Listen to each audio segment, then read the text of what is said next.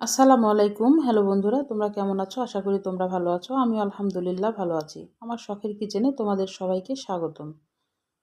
প্রতিদিনের মতো আবারও একটি রেসিপি নিয়ে আসলাম। ছোলা বুট ভুনা। একদম সহজভাবে দেখাবো। ছোলা বুট ভাজিও বলতে পারো, ভুনাও বলতে পারো। অনেক মজা। আমি একদম সহজভাবে দেখানোর চেষ্টা করব। তোমরা প্রথম থেকে শেষ পর্যন্ত দেখবা। চলো শুরু করি। আমি প্রথমে একটা কড়াই নিয়েছি। কড়াইয়ে আমি সাদা তেল দিয়ে দিলাম পরিমাণ মতো। পেঁয়াজ কুচি আর মরিচ কুচি আমি দিয়ে দিলাম। এবার এটা ভালো করে একটু নেড়ে নিব। খুব লাল করব না, 2 মিনিট মতো নাড়ব।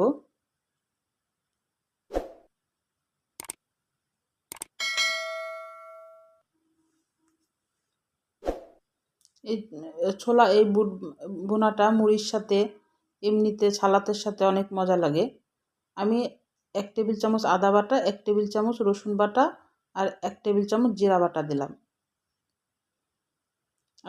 আর পেঁয়াজটাকে আমি লাল করব না, 2 মিনিট মতো শুধু ভেজে নিয়েছি। এটা লাল করা যাবে না, লাল করলে ভালো লাগবে না। স্বাদ মতো লবণ দিলাম, 1/2 টেবিল চামচ হলুদ গুঁড়া দিলাম,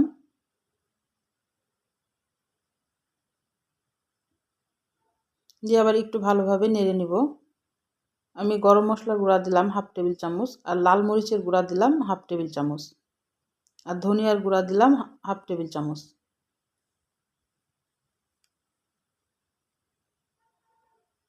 একটু পানি দিয়ে আমি মশলাটাকে কষিয়ে নিব।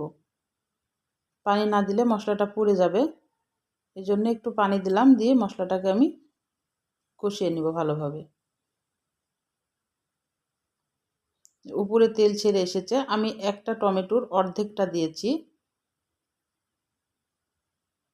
একটু কুচি করে দিয়েছি।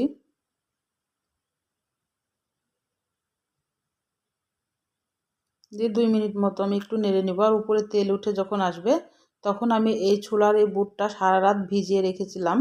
ভিজানোর পর আমি প্রেসার কুকারে 4টা শিশ দিয়ে আমি সিদ্ধ করে নিয়েছি।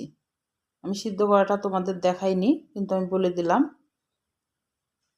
দিয়ে এবার ভালোভাবে এটাকে নেড়ে নেব।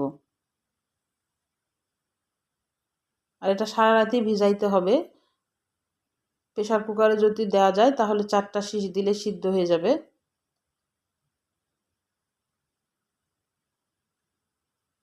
এটা ভালোভাবে এখন নেড়ে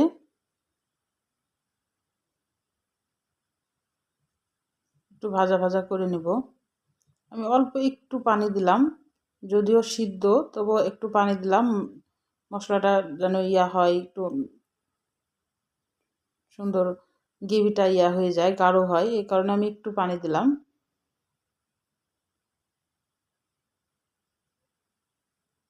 এই পানিটা শুকিয়ে আসা পর্যন্ত একটু অপেক্ষা করব। আমি একটু ঢাকনা দিয়ে ঢেকে দিলাম।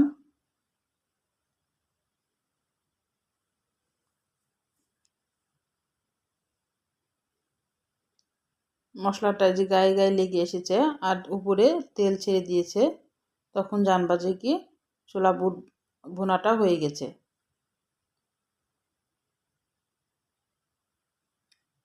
আমার রান্নার যদি কোনো অংশই তোমাদের ভালো লাগে, প্লিজ আমার চ্যানেলটাকে সাবস্ক্রাইব করে দিও। একটা লাইক দিয়ে রান্না দেখা শুরু করো, আর একটা ছোট্ট কমেন্ট করে জানাও আমার রান্নাটা কেমন লাগে।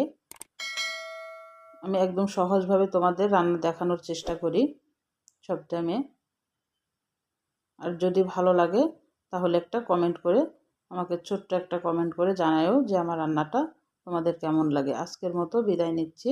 আবার কোনো নতুন রেসিপির সাথে হাজির হব। তোমরা সুস্থ থাকবা, ভালো থাকবা, পরিবারের খেয়াল রাখবা। আল্লাহ হাফেজ।